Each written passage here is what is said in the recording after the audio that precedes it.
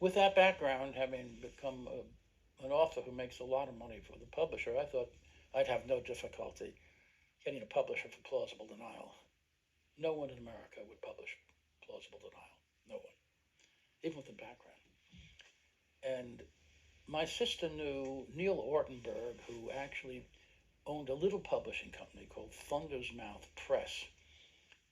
And they basically, in terms of what I could see of their list, dead black poets and writers, Richard Wright and poets, and very, very few copies, a couple of thousand copies. But I never thought this was going to be a book that many people would read. It was a book that was based on the trial transcripts. I thought it was an interesting case, but I never thought it was going to be a bestseller. And so my wife, is a lawyer and does contracts for me, said, I agreed to their contract. And she said, this is the worst contract ever. I said, nobody's going to buy the book. I just want a record. I want the book out. And she was quite chagrined about it, but it was a terrible contract. I didn't care. The book came out. This little publisher became a New York Times bestseller book for months. Actually outsold Rush to Judgment. And, but it's a book that every other publisher had turned down. In fact, even with Rush to Judgment, after everybody turned that book down, I met Bertrand Russell, the greatest philosopher of the century, and we became friendly. And he said, they're going to be publishing they're going to be publishing my autobiography, I think, for 3 or 4 chapters, volumes of it. And he said, I have some weight. Why don't I write to them? So he did, and Simon just said, all right, tell them to bring it in again, we'll reconsider. I thought it was great, and I went back, and they said no, again. So that's the only publisher to turn it down twice, but everybody else did it at least once. So anyway, plausible denial then tells the story of the trial, Marita Lorenz, and how it all turned out. Yeah, the idea that those of us, starting with me, did our work because of financial considerations only, was invented by the Central Intelligence Agency. I can show you the documents about how to deal with Lane by the CIA, which we got under the Freedom of Information Act. It was a Freedom of Information Act after Watergate. And I brought the first actions under it. And the government didn't want to make anything available saying questions of national security. And I said to this federal judge in Washington, D.C., they say Oswald did it alone. Where's the national security question? How does it possibly come up? And he said, yeah, where does it come up? And then he ordered them to turn documents over to me. And they came. Truckloads. I had a house in Washington, D.C., right across from the Supreme Court. We had students who were getting credit from their classes, from their schools, to take off 6 months and work on this material. And thousands of documents. And it was very, very exciting. The kids would be there looking at this and that. And someone said, look what I found. And it would just be like they just hit the jackpot. Nobody got paid. I didn't get paid anything for any of that. But in there was a CIA document which told how to deal with Mark Lane. Number one, only ask questions about how much money he has made. Now, William Manchester wrote a book also, and he's made more money than anybody else. But never ask him that question, because he's basically on our side on this question. But raise it with Mark Lane. At the very least, it will take up time and prevent him from discussing other matters. Every single interview I did for years started with, how much money are you making in this? Da, da, da. General Eisenhower wrote a book about World War II. Congress passed an act exempting him from taxes on that book.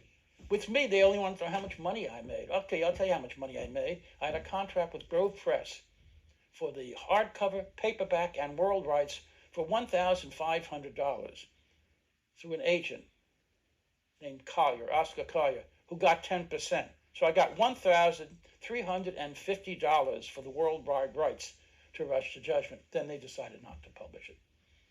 And then the agent said, well, you ought to send back the $1,500. And I said, well, I don't have $1,500. You have $150, right? Did you send yours back? those are the big figures we were dealing with. Of course, when the book became a number one bestseller, the money was realized, but actually not very much. The problem is, since I couldn't get it published in the United States, I went to England, and my primary publisher was an English publisher. They own the world rights, not Hobart on Winston, which means they got half, because the United States was a foreign country to them. They got half of that, and they got it, but then the pound was devalued somehow against the dollar, and that cut it down to another half. I'm not complaining because I never wrote the book for money, and I wouldn't complain anyway. The idea was to get the word out there. Bugliosi never said a word about the Kennedy assassination until they offered him money to appear on what he calls the trial of Lee Harvey Oswald. Pardon me, Mr. Bugliosi, there was no trial. The guy had been dead for many years, and you never had, you could give an oath to some witness who says something, but the oath doesn't mean anything because it was tried in London in the first place, a little mock thing, and he keeps on referring to the trial. He got a fortune. He got paid a fortune. No one has ever raised that question about him, but because that's not the CIA program. I lectured on the subject. How was the Citizens Commission of Inquiry built, which raised the question with Congress to do it? I lectured for a year and a half all around the country. Every penny went to the Citizens Commission of Inquiry so that we could hire people, so we could pay the rent, so we could form an organization, so they could print newspapers. All the money I made went directly to them. Nobody asked about that question. So it's a red herring. It's a subject which is not relevant. And if I got millions of dollars, and I would have been happy if I did, if I got millions of dollars, so what? It's my research. It's my work. In America, it's a capitalist society. You're supposed to get rewarded for what it is you do. I didn't steal anything. Gerald Ford wrote a book called Portrait of the Assassin, which the English publisher that decided to publish my book rejected on the grounds it was the children's edition of the Warren Report, and possibly it should come with crayons so you could fill in the pictures. He used top secret information. He violated the law to use top secret information to publish in his book to make a buck. Nobody gave me anything, top secret information. Instead, I got death threats. And so the whole idea that we're even talking about the subject of someone who does research, not just maybe anybody who's done research on this subject, did it for the money. People do a lot of things for the money. You say Kobe Bryant is not really a good ball player, don't count his points. He's getting paid a lot of money, and he actually gets paid more in 6 months than I've made in my whole lifetime from books that I've written. I traveled throughout Europe. First of all, my books were published in Italy and France, but also I was lecturing and debating before that with noted experts at Oxford and Cambridge and other places. And when I came back to the United States and landed in New York City at what had been called Idlewild Airport, but after the death of the president was changed, the name was changed to JFK. When I landed there, I was always held by customs and immigration aside and not allowed back into the country. They would take my passport. And I said, well, I was born in the city. It's my city here. I can't come back to my own city. Oh, yes, it's just in any event, it happened a number of times. And I lectured one time at a university in New York City. And after it was over, a guy came up to see me and he said, I work there at JFK. I can find out why you have not been allowed into the country immediately. I said, really? How? He said, where are you lecturing? Are you lecturing tomorrow? I said, yes. He said, I'll come there. And he came the next day and he said, you're in the Lookout book and you're not allowed to be back in the country for a period of time. I said, how do you know that? He said, here's the page from the book. I photocopied it. It's top secret. Use it. I said, any way I want? He said, yes, okay. And I said, there's a number assigned to me in a letter. He said, yes, that shows how you're supposed to be treated. That's top secret. I said, okay. He said, but here's the page explaining what that number means. And it said he's to be held in the country, hold his passport, until the FBI and CIA are notified that he has returned of his presence. And then after that notification, you can delay him for a short time and let him come back to the country. So I actually made slides of my future lectures, and I put them on the screen. I said, these are top secret things, guys, so don't look at them for too long a period of time. And demonstrated this. When I went before the Warren Commission, I told the commission about this kind of harassment by the government. And Earl Warren said, so they kept you out, but did you get into the country, Mr. Lane? I said, well, here I am before you now, Mr. Chief Justice. Yes, I got into the country, I thought, because of your concern for civil rights and civil liberties. You might be concerned about this, apparently. You're not. So he wasn't concerned about anything. I'll tell you what Earl Warren was concerned about. It's a document we got years ago.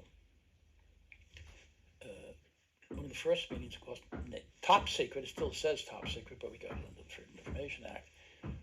A meeting with all of these young lawyers, Arlen Specter and David Bellin, and all these guys come there in this great search for the truth. And Warren says to them, it's not the truth we're looking for. And what? He said, if what we know is revealed, tens of millions of Americans may die. So this is what we have to understand. What was he talking about? What he was talking about was this.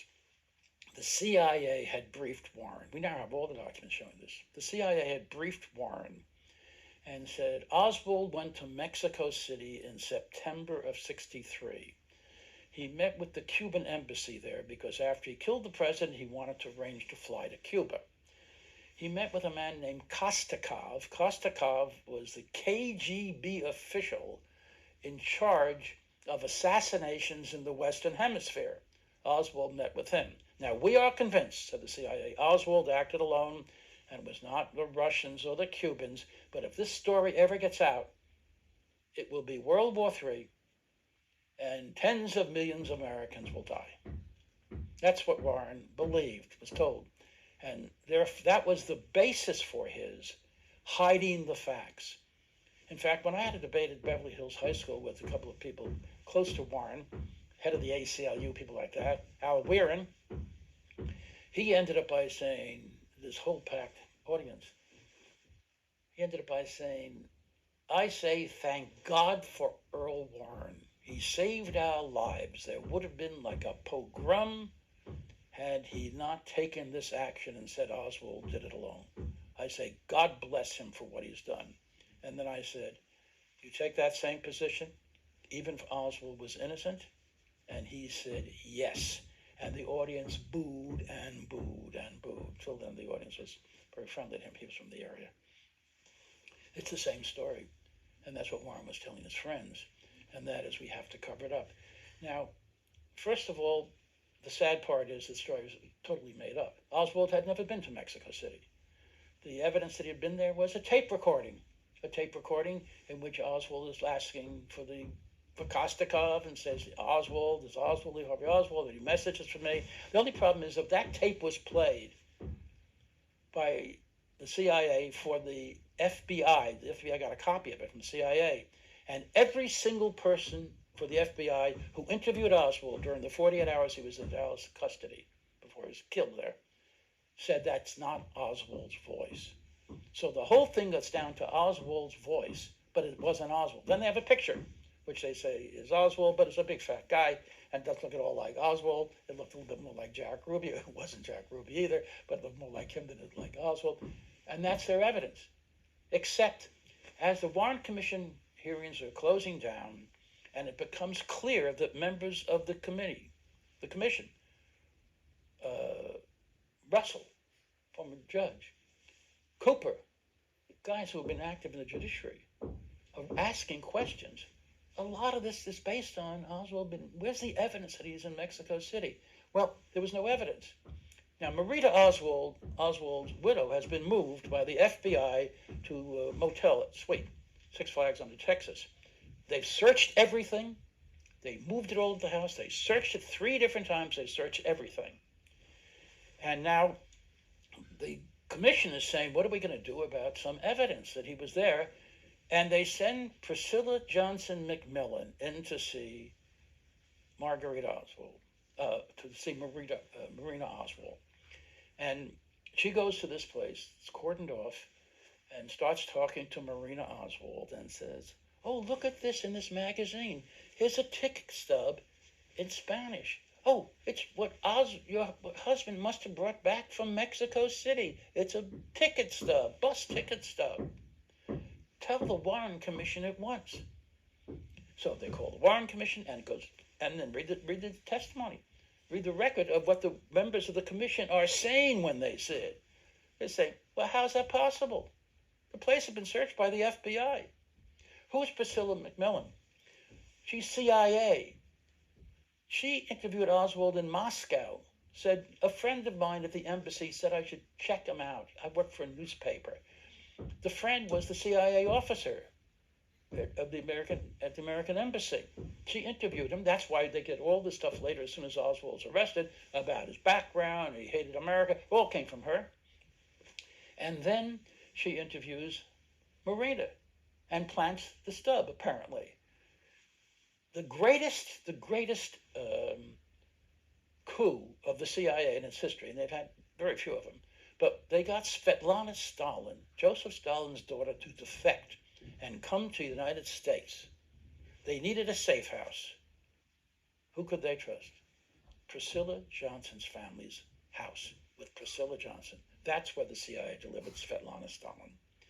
She's with the CIA. She's been with the CIA. When I decided to write about this in Plausible Denial, her law firm, wrote to the publisher. Now, this little publisher, I say, we will sue you for defamation if it's even intimated that she's CIA. It's a total lie. And I said to my publisher, who was very nervous, naturally, I said, do it. I'll take full responsibility. They never sued. She's CIA, and she planted the stub, and that's the Mexico City story. The only evidence they have, because the voice of Oswald wasn't Oswald, the picture of Oswald wasn't a picture of Oswald. All they have is a stub planted by a CIA officer who did it for this story. And the members of the Warren Commission were very doubtful about this. And you can read the testimony and read the discussions about it. Well, where was that? That place has been searched. How did it show up all of a sudden? Just when we're looking for something. There it is, miraculously. So Earl Warren probably thought that for the best of reasons he decided to lie to the American people, but I don't think there is a good reason for lying to the American people if you believe that we're supposed to be a democratic country. We'll make the decisions. Give us the facts, which is what I've been trying to do for a good part of my life. The role of the media in the Kennedy assassination investigation is bizarre and frightening. I don't think that could happen today. I think with cable news and blogging, I think it would be very hard to do what the media did then. Then we had 3 major networks. We had a lot of newspapers, we had radio stations, but they all marched in lockstep with the Warren Commission. An example might be, first of all, they never asked that anything be made public. Months and months of hearings, people testifying, never asked if we can see it. Not an editorial. Forget a lawsuit. Not even an editorial saying, why don't they open it up? Nothing. That's the first thing. Secondly, when the report, which is a 1-volume report, came out in September 1964, it had citations and footnotes to 26 volumes of evidence which had not been revealed. Nobody could get them. They hadn't been released, probably hadn't even been totally prepared. And so this 1-volume report relied upon an analysis of evidence which nobody could see. So at the very least a newspaper would have to say is, this is very interesting. These commissioners say this is what happened, but the evidence is not available to us. Instead, they endorsed it. They said this is the greatest report in the history of America, the most thorough examination, but they never looked at the evidence. Then the evidence came out.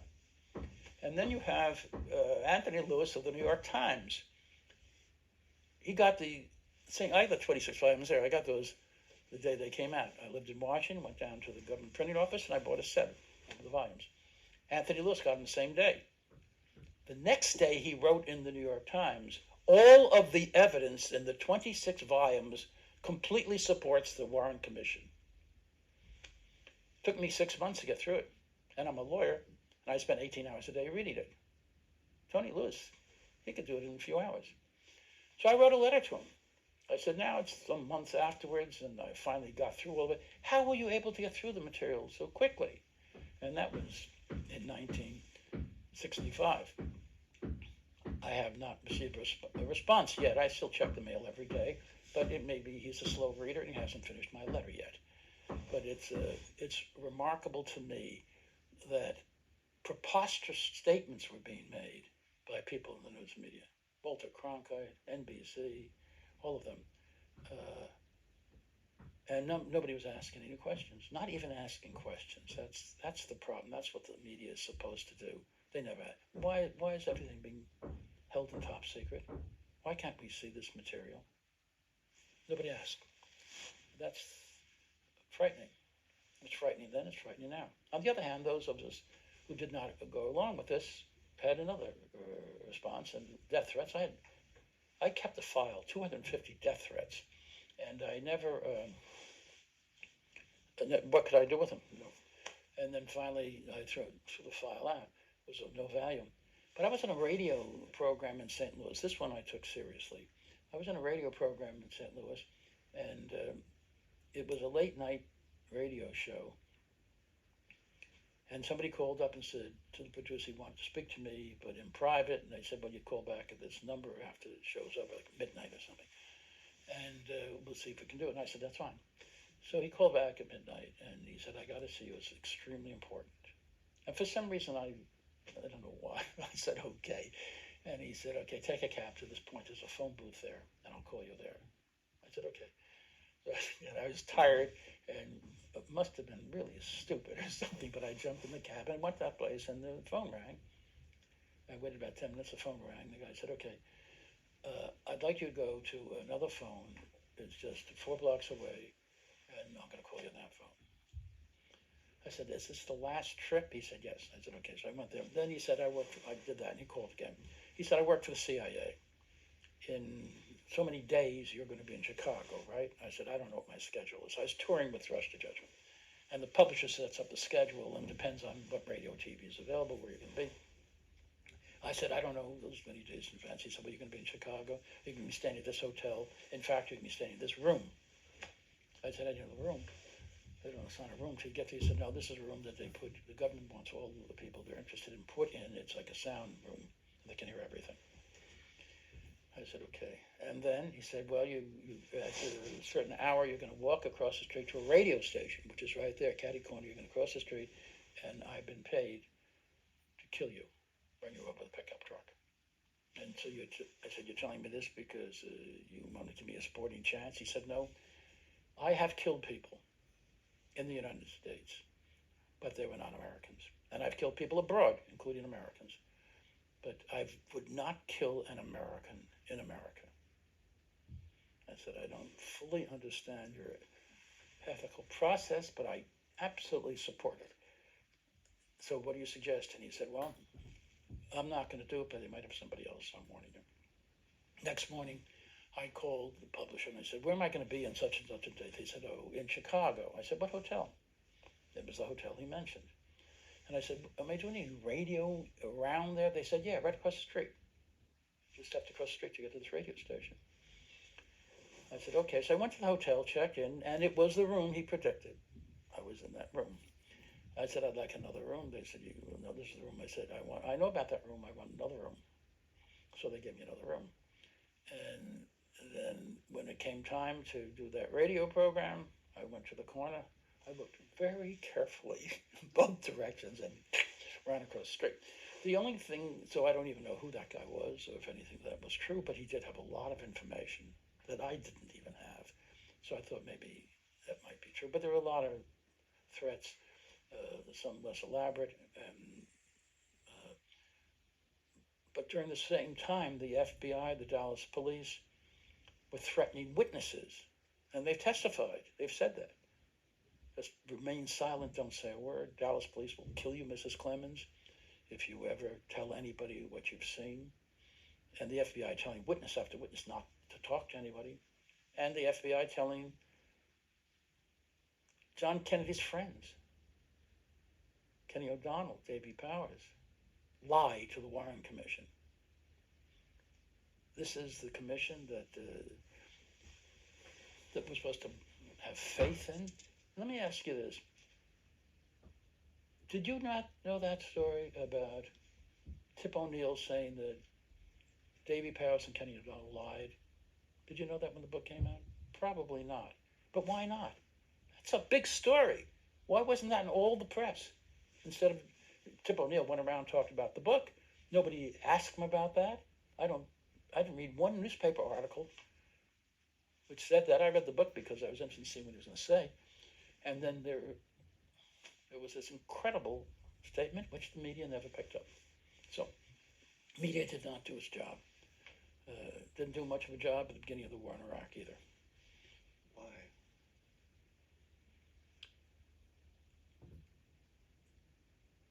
The Church Committee, the United States Senate, investigated the relationship between the government and the news media, and was appalled to see that so many people who were supposed to be reporters were actually on the payroll of the Central Intelligence Agency. It was amazing. The Church Committee unveiled that a long time ago. I don't think anything that much has changed. It's become a little bit more apparent now. Now we have reporters embedded with the troops.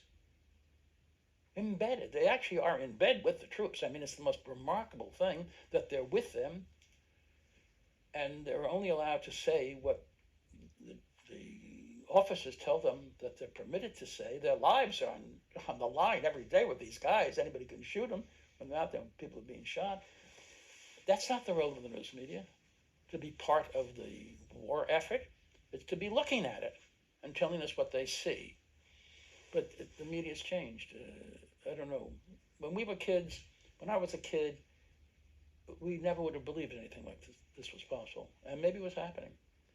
But if so, we didn't know it. The Church Committee showed us a lot. And now we've seen these documents. How the CIA uses, here's one. We must utilize our assets in the news media everywhere, CIA report, everywhere throughout the world to discredit Mark Lane. There are assets in the news media everywhere around the world to discredit me.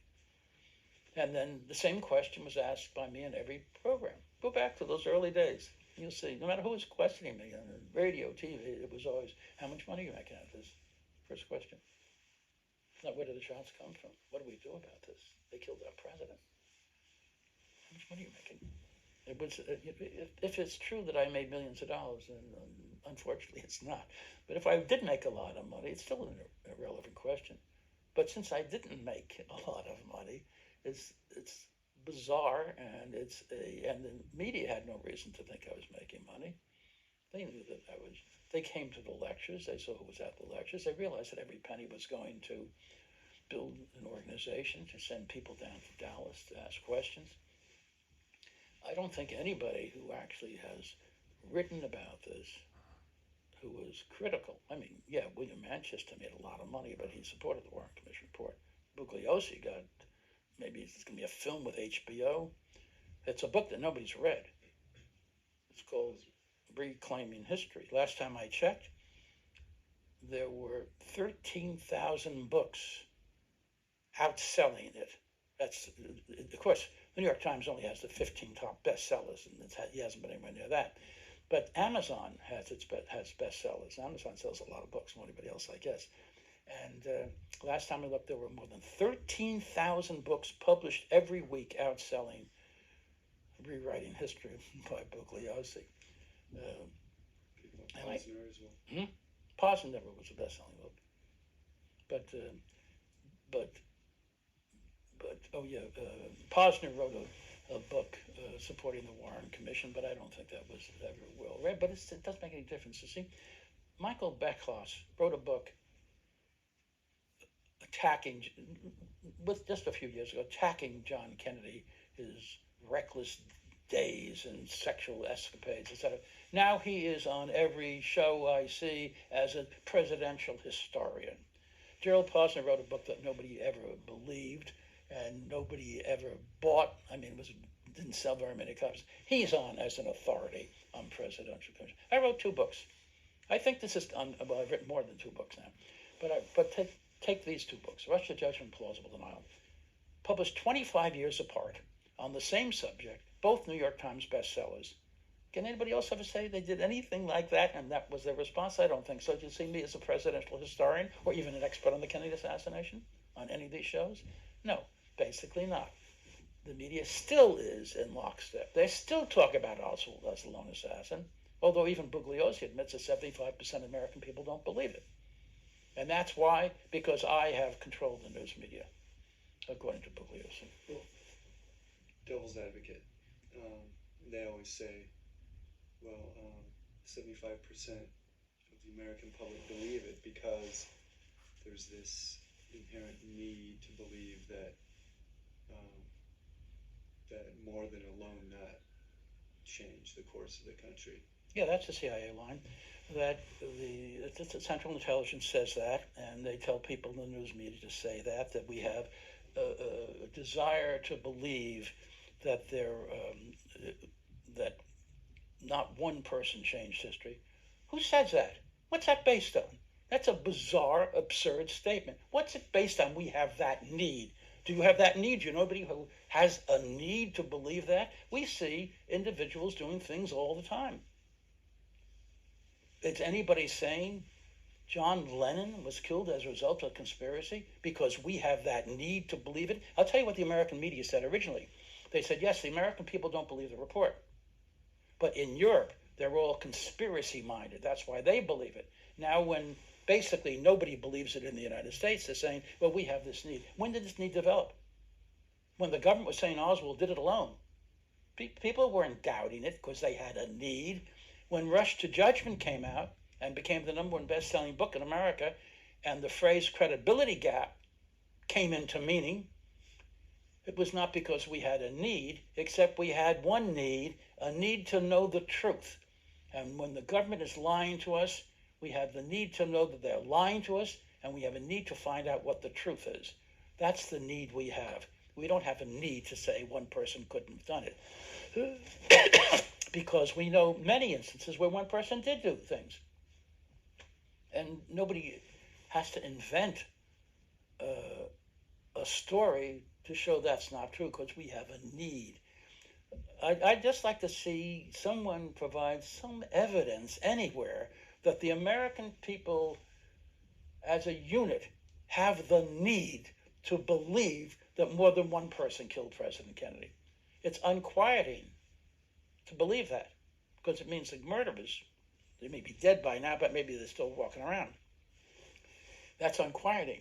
Nobody wants to believe it, but you'd have to be someone with a mind that doesn't operate very well to believe the Warren Commission report. It's just that simple. Yeah, let's talk about Max Holland.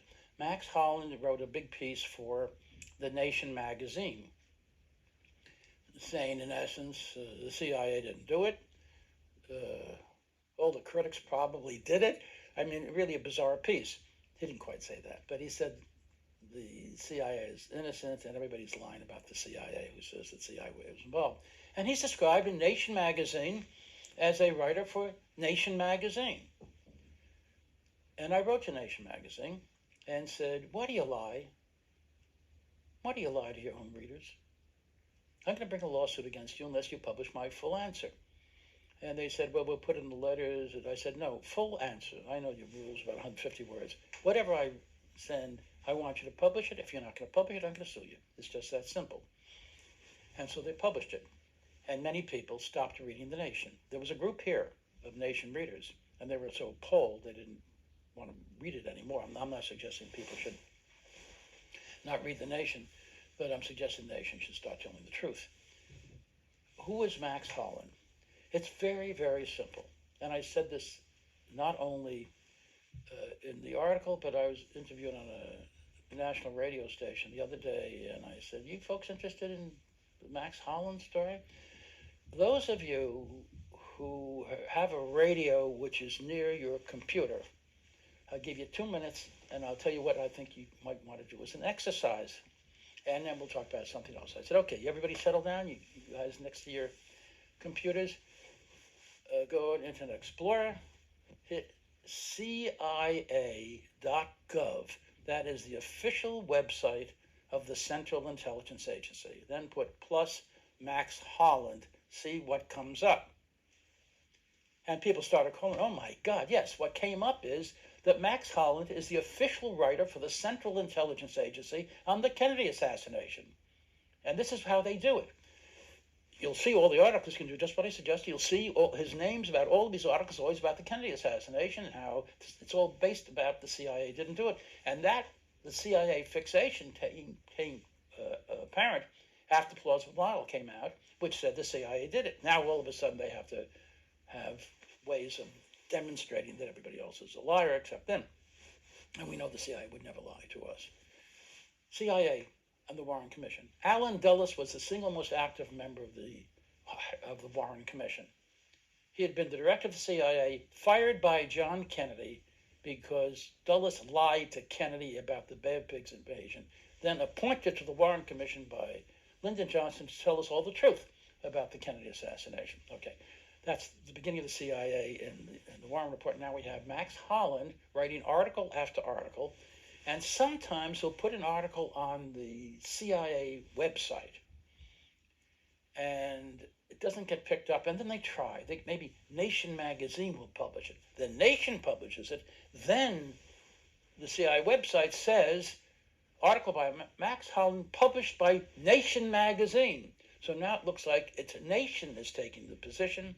It's not the CIA. It all starts with the Central Intelligence Agency, and they launder it through groups like the Nation. And if you have any doubt, go home. CIA.gov plus Max Holland. Maybe they've changed it. Last time I checked, it was still there long after I had exposed it. And you will see that CIA's expert on the Kennedy assassination and the CIA is Max Holland, who goes around parading as something else. The interesting thing about that is that it's not about Max Holland, but it's about the media establishment and also the myth of liberal versus whether this is a liberal or conservative issue. Actually, can you just put the Max Holland CIA connection in perspective of the establishment media? Well, just a quick. Yeah, the fact is that if I could find who Max Holland was by typing on my computer CIA.gov plus Max Holland, any journalist in the world can do it. Why didn't they do it? Why didn't they expose the fact that the CIA is still up to this? Why did the Nation refer to him as a Nation magazine writer, when in fact he's the CIA writer who launders material through the Nation? And it's not politics, really. It never has been politics about the Kennedy assassination. It's been the establishment against those who are really just looking for what the truth is. When I started looking into the Kennedy assassination, and that was in 1963, I did radio programs. I was able to get on radio programs, but only single cities. The only way I got to never a TV show, never in a major newspaper with a serious interview, but in those days. But I was able to get into various cities, different cities in the United States, through Canadian Broadcasting Company. It may be in Windsor, someplace near the border. We would get to Detroit and get to various places. So the only way I could reach people in more than one city in America at one time was by interviewing in Canada for a Canadian Broadcasting Company, which is kind of amazing when you think about that. But I would do these programs, and people would call up and say, "I think you're doing God's work, and I have very little money, but I made a contribution to your Citizens Commission of $5, and I made a contribution to Barry Goldwater for $5, and that was not unusual. The liberals were more frightened than anybody. The conservatives probably believed that Warren was a communist and was covering up for those reasons. I'll give you an example. Hugh Ainsworth. Hugh Ainsworth was the Dallas Morning News reporter, really right-wing extremist. And I had drinks with him one evening. It was a club, he knew, because you can't buy drinks in it's a dry place, except everybody has access to booze. But we were in this club, and he had a few drinks, and he said, I think Earl Warren's covering up because for his fellow communists. Do you think that? I said, I don't know what to think. I have my own position is that's absurd. But I said, I don't have any evidence about anything. I'm just looking for evidence. He says, I got evidence that's going to prove that Oswald didn't ever fire a rifle. I said, really? I said, what?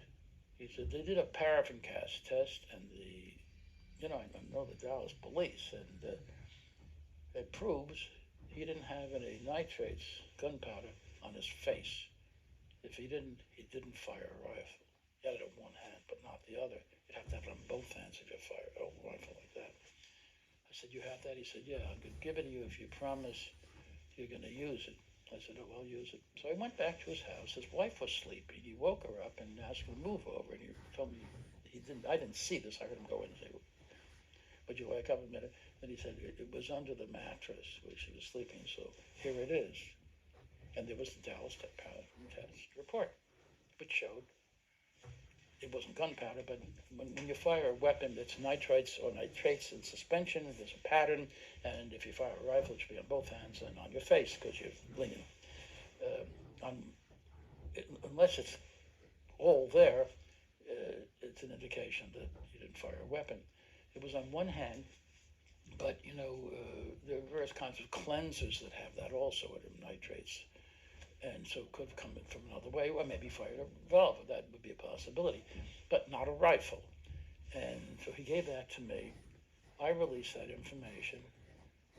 Until then, it was the strongest evidence against Oswald, the paraffin gas test. That's what they said. The Dallas police, it's the strongest evidence. After I published what it had shown, because Ainsworth gave it to me, read the Warren report, paraffin gas tests are notoriously unreliable. Okay? So the strongest evidence is unreliable. Ainsworth got promoted to Newsweek. He became their expert on the Kennedy assassination, stating Oswald did it alone. Got a good job. Oswald did it alone, and he's the authority on the subject now. Totally reversed his position, but he got a better job. And he's been honored by these guys. Look at Arlen Specter. He was a Democratic.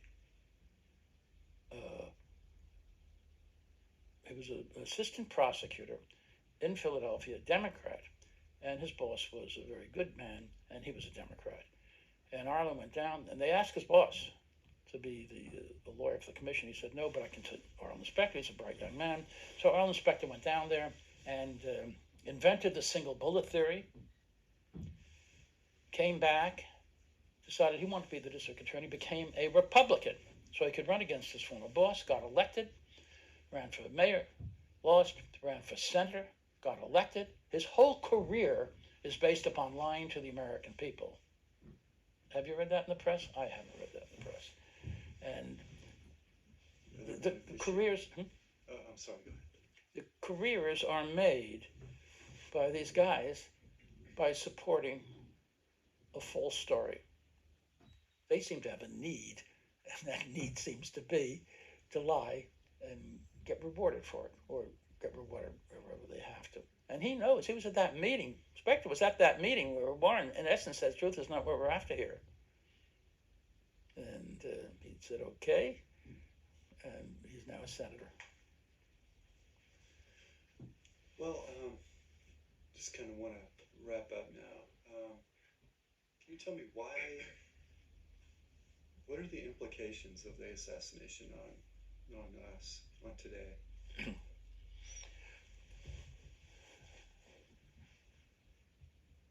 I don't know what the world would have looked like if John Kennedy had not been assassinated. I have no idea. if he would have been reelected, what he would have done that next term. He said he was going to end the war. We know that. He said he was going to end the war in Vietnam. He said it, and he said it 2 months before. Would there be a CIA today if he had not been assassinated? I don't think so. Read Arthur Crock. People don't even remember who Arthur Crock is, because if today you said, who's the most important journalist in America, there would be no consensus behind any one person. In the 50s, in the 60s, it was Arthur Crock. I think he had 4 Pulitzer Prizes. He wrote in the New York Times on the op-ed page, or on the editorial page, it's called In the Nation, the single most important column in America, very conservative, but the single most important. He was very close to John Kennedy's father, very close. When Kennedy decided to write his book, Profiles in Courage, he did it in Arthur Crock's Georgetown study, and Arthur Crock was an advisor. And of course, when he became president, he was there all the time for him. And he had total access to the White House. He knew the president. He knew the president's father. He was critical of John Kennedy on occasion, like, why are you doing all that for those black people down there and these civil rights things, you're going too far. Okay. He wrote a piece in October 1963 in which he said the CIA is a malignancy on the body politic. He said the White House has been battling with the CIA for some time. This comes from my source in the White House. Yeah, his source, it's the president. He said now President Kennedy has gone public with this, wanting this fact to get out, that he cannot control the CIA. He sent a message to Henry Cabot Lodge, to the CIA. And this, I think he was ambassador to the UN at the time. And the CIA said, it's not the policy we want, we're not going to carry it out. This source said, if there ever is a coup in America, it will be brought about by the CIA, and I'm very worried about it. The next month, Kennedy was assassinated, and nobody said to Arthur Crock, tell us more about this. 25,000 witnesses questioned, re-interviewed by the Warren Commission and his agents, the FBI, the CIA, the Dallas Police. Not Arthur Crock. He wasn't one of them. Single most important witness. Where did that come from? With Kennedy telling you he thought the CIA was going to assassinate him a month before he was assassinated?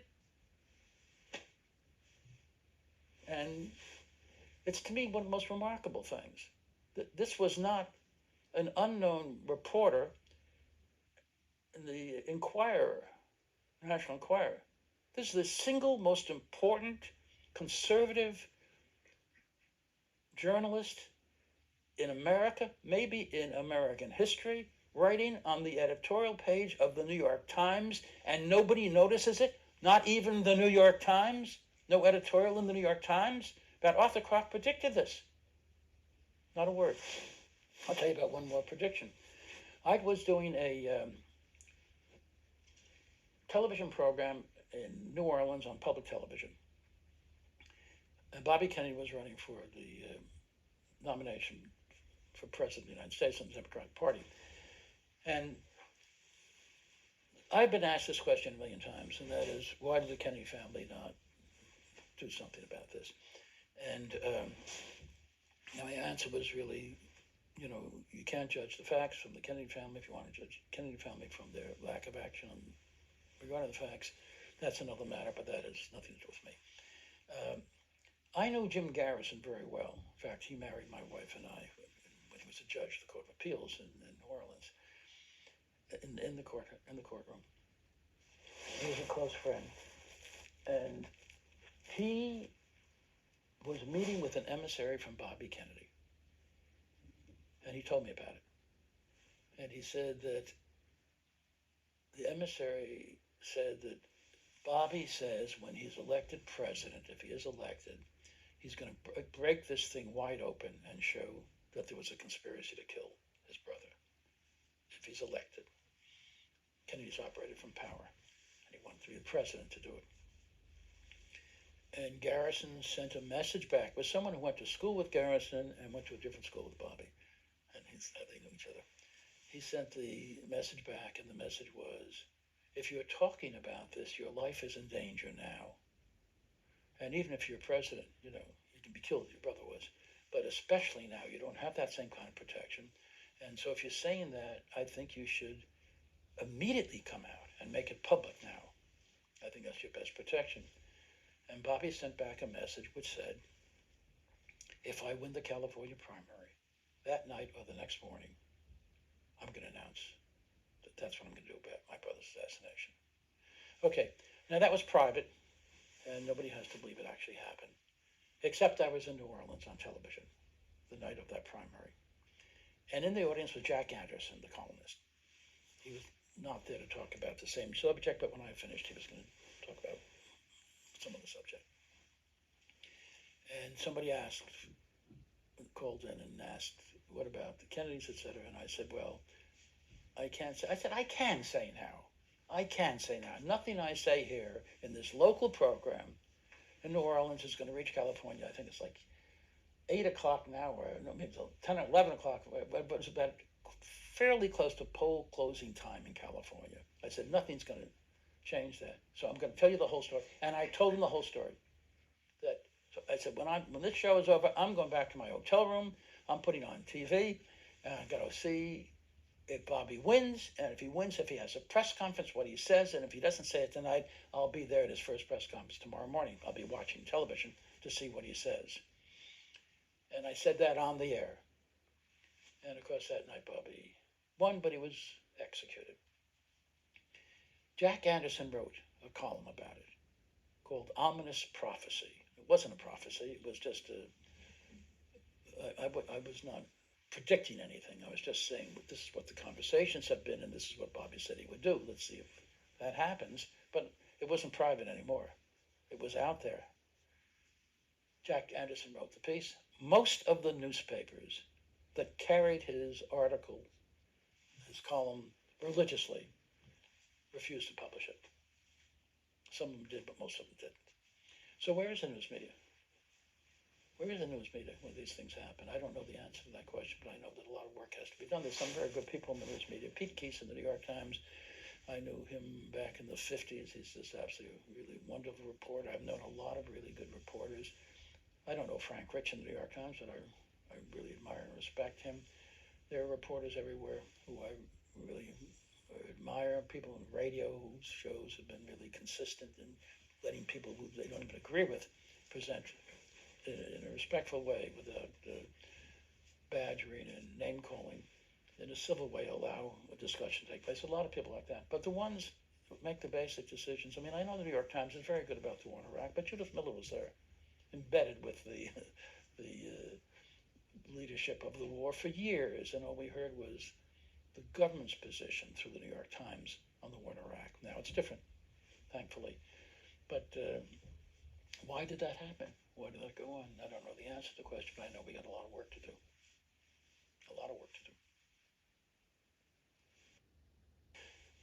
I think that the single most important question facing the American people Can we start again? I heard your stomach rumbling at the top of that. Okay. Stand by. Okay. I think that the single most important issue facing the American people is not who killed John F. Kennedy. We've got a lot of issues to deal with. We've got a war in Iraq. We have threats of terror. We have a country that has no respect anywhere around the world by other countries, leaders, and people. We have a lot of racism. We're going to see a lot more of it in the days ahead. Issues that have to be dealt with. We have poverty. We have kids and adults throughout this country who don't have health benefits. The only industrial country in the entire world without universal health care for our people. We have a lot of crucial issues. Somewhere on the line, though, and if I were president, I would not start with the Kennedy assassination, but somewhere down the line, if we have an honorable man or woman as president,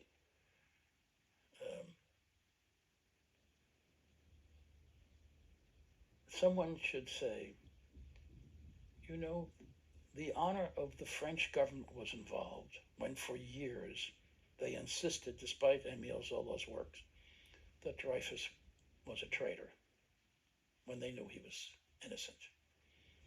And it was only after Dreyfus was released from Devil's Island, came back and was promoted from captain to major and had the apologies of the French government that the French said, we have now restored our national honor. Well, what about our national honor? The American people have known for many years that Oswald was not the lone assassin. The last survey showed more people believe in America that the CIA killed President Kennedy than believe that Oswald acted alone. We don't have a great need to believe the CIA did it. It's just those are the facts that point in that direction. And since past is prologue, we don't know about the future until we understand something about the past. If we punish people who commit crimes, hopefully as a deterrence, so that other people will not commit crimes. How about those who kill the president? Do we give them a license now? So you'll never be really investigated anyway. It's too political. And in addition to that, there's our national honor. We know as a nation that our government has lied about one of the most significant events in our lifetime. Those of us who were alive in 1963, who heard about it from your parents or your grandparents. I mean, I knew this had gone on a long time. I used to lecture all the time. But the biggest crowds in the history of each university or college was when I spoke about the Kennedy assassination. I mean, presidential candidates had been there and didn't have that big a response. And I often begin by saying, you all remember where you were, November 22nd, 1963, and everybody would be nodding, yes, etc. And I said that one day, then I looked around the audience, I said, wait, I've been giving this speech too long. None of you were even born then, because people were still coming in huge numbers to hear about it, and it was not part of their lifetime. It happened after, it happened before they were born. But there still is this thirst in this country to find out what happened. If we don't understand our recent history, it's going to be very hard to understand our near future, first of all. And secondly, there's the honor of this nation. If we're a nation that believes in democracy, it means that people have to know the facts and then they have to make decisions based upon the facts, and we're not a democracy. It doesn't work that way. And in this area, it has not worked that way. And people should understand the role of the news media in covering this up, the role of the government in covering this up, the role of the Central Intelligence Agency in executing the president, the role of the FBI in covering that up. These are ongoing issues, not the top 2 issues or 3 or 4 or 10 issues, but issues which any new administration should think about trying to deal with after it deals with some of the other very pressing and urgent matters.